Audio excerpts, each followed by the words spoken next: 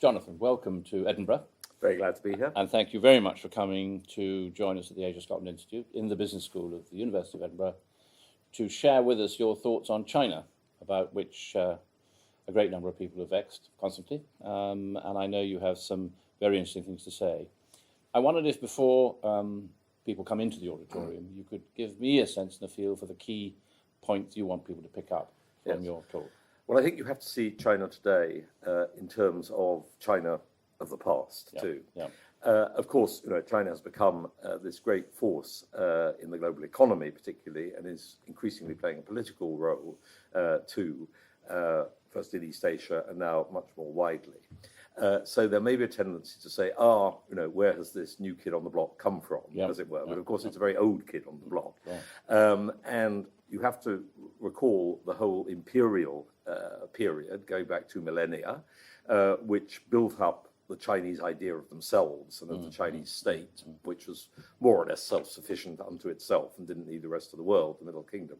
Then you had the period from around 1840 through for 125 years or more, during which China went through a whole series of convulsions, tribulations, invasions, natural disasters, regime change, and so on, which is put down as called now in China the century of humiliation. Well, yes, it was humiliation in that the foreigners came in and split the melon between them, as the phrase was, taking their pickings out of China.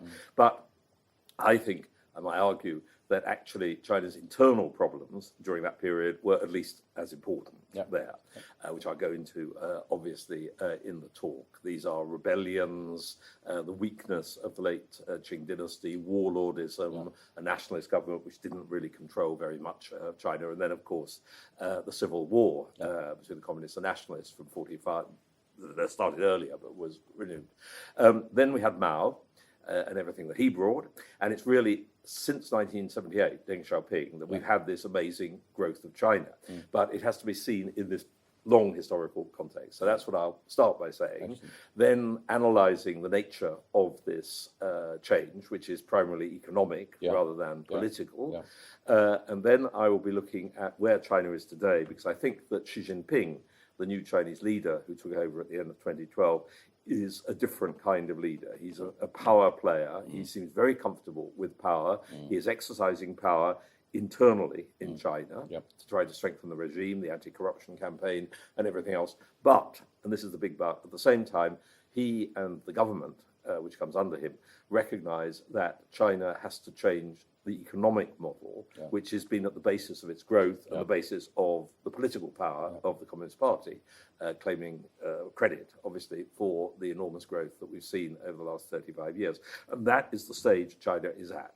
At the same time, we have got a lot of factors which have come out of growth. The environment, air pollution, water pollution, soil pollution, food safety, rule, the whole legal system, many other things, and corruption, again, coming into this. And the leadership is having to deal with this. And my argument is that those are the things that matter for China. It isn't running the world. It isn't getting into a dominant position internationally. Of course, China wants to be in a strong position. It thinks that it should have political authority commensurate with its economic power, and it certainly wants to be a top dog in East Asia if it can manage so. And that involves tussle with Japan, which is allied with the United States. Very complicated. Undoubtedly, China is moving out. It's the second stage of, if you like, opening up to the rest of the world, all over the world, in Latin America, in Australia, in Central Asia, now with deals with Russia, acquisitions in Western Europe, and so on. And I believe, there is a school which says China will rule the world. This is bound to happen because of the nature of Chinese society, which is held, and Confucianism is held to be superior to the West and weakening America. I don't think that is going to happen. It's not my view, because I think what China wants, it's not going to collapse. There are others who think that China will implode and collapse. It's not going to collapse either.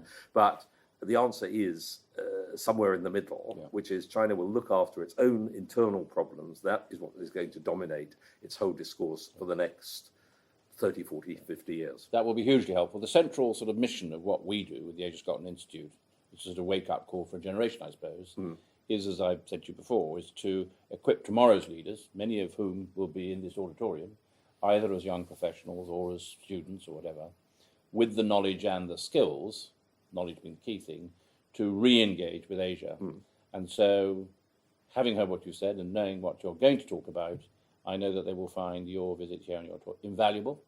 And I'm quite sure, as always in a place like this, you're going to have a lot of questions. I hope so. And I hope there's a terrific dialogue. But thank you so much again for coming. A pleasure. And we're delighted you're here with your books, without. Yes, with books. And I hope that they sell like hotcakes.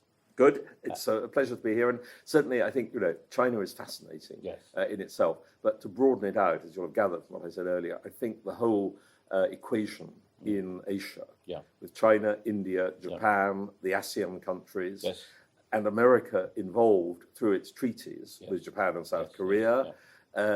This is a fascinating calculus that is happening in that region of the world, which is still the region which, in global economic terms, produces the strongest and biggest growth, even if growth is less than it was 5-10 years ago, and therefore is enormously important and is finding its way politically to what may be a series of balances and arrangements which may not always be welcome to the status quo powers of the West, indeed, but which we have to recognise and grapple with in the years to come.